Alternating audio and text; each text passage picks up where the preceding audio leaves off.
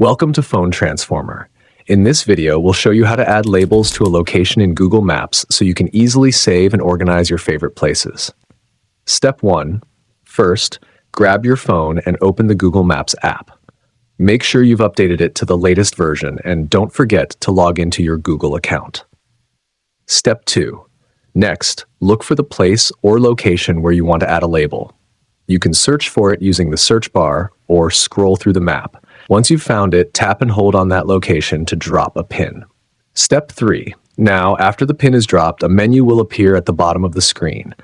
Scroll through this menu and look for the option that says Add Label. Go ahead and tap on it. Step 4. You'll now see a space where you can type the name of your label. It can be anything you want, like favorite restaurant or gym. Once you've typed in the label, tap the checkmark icon at the bottom to save it. That's it.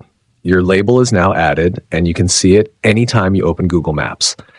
It's a super helpful way to keep your locations organized, whether it's for work, travel, or just your day-to-day routine. Thanks for watching, and please subscribe to the channel.